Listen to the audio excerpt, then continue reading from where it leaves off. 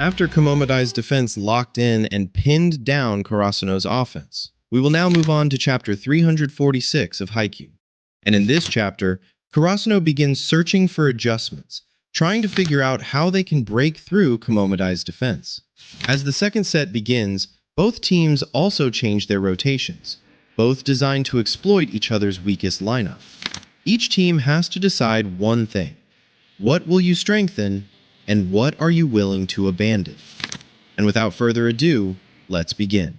After Karasuno loses the first set, Kenma points out that Karasuno is a team that usually gets better as the game goes on. He explains that Kamomedai High managed to take the first set because their blocking system is operating at an extremely high level, and their ace, Hoshiumi, is currently in top form.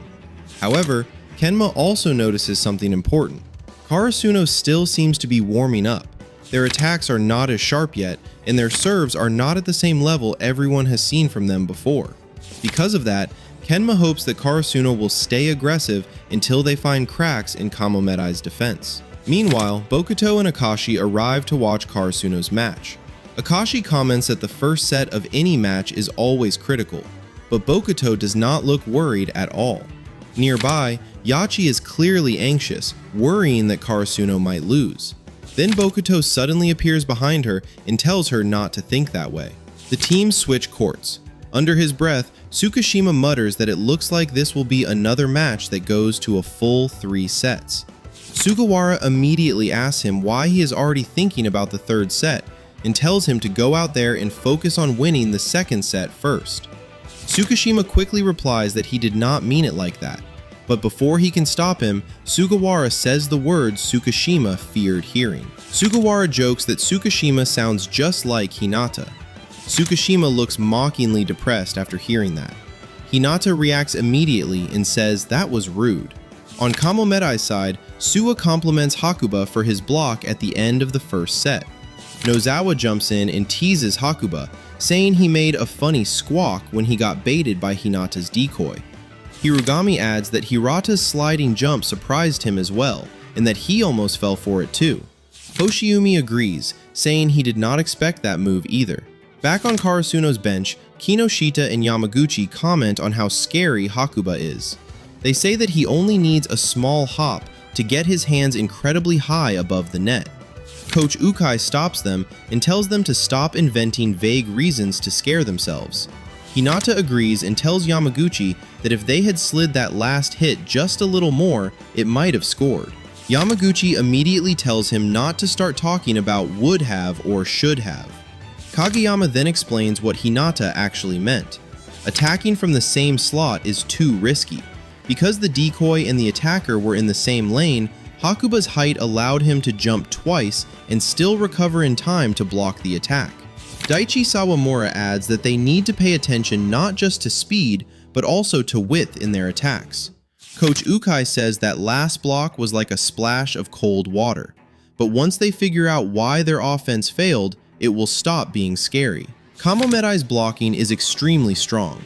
The ideal solution is to split their blockers apart and peel them away from their attackers. But that is much easier said than done. Karasuno will need to use plays where multiple attackers come from different directions, forcing the blockers to process too much information. That pressure could tire them out and eventually lead to mistakes. The scene then shifts to Tenma and Akiteru watching the match.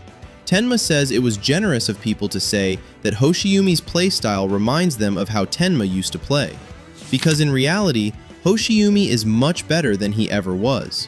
Tenma explains that during the last rally, when Hoshiumi aimed for the end line, he made the correct decision. If Tenma had been in that situation, he would have tried to hit the ball straight down, and in that case, Tsukishima would have blocked him. Hoshiumi, however, chose the smarter option. In both skill and decision-making, Tenma believes Hoshiumi has surpassed him. The second set is about to begin. Spectators notice that both teams have changed their rotations. Sakunami from Date Tech High wonders if Kamomedai changed their rotation to counter Karasuno's serves or to deal with Hinata. But Fudakuchi explains that it is not about strengthening their defense. This rotation is designed to boost their offense. When Kageyama and Tsukishima are both in the front row, Karasuno has their lowest offensive firepower. During the first set, Kamomedai used stack blocking to strengthen their defense and specifically target Karasuno's outside hitters. That particular rotation became Karasuno's weakest point. So, in the second set, Kamomedai adjusted their rotation to exploit that moment. Futokuchi also suggests that another reason for the rotation change is to position Hoshiumi in the serving slot. So far, he has the most dangerous serve on the court. Sakunami adds that in this rotation, Hakuba and Hirugami will both be in the front row. That means Kamomedai's strongest offensive lineup will face Karasuno's weakest rotation. Back on Karasuno's side, Kuro notices that they also changed their rotation slightly. Tsukishima and Hinata have switched positions. Both coaches are making the same gamble. What will you strengthen, and what are you willing to abandon? Because no team can defend every inch of the court. Every rotation has its high points and its weak points. Karasuno opens the second set with one of their strongest servers.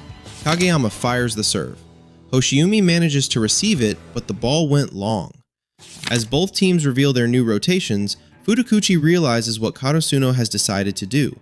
Karasuno has brought out their weapon, Hinata Shoyo. And just like that, the second set begins with both teams revealing their new rotations.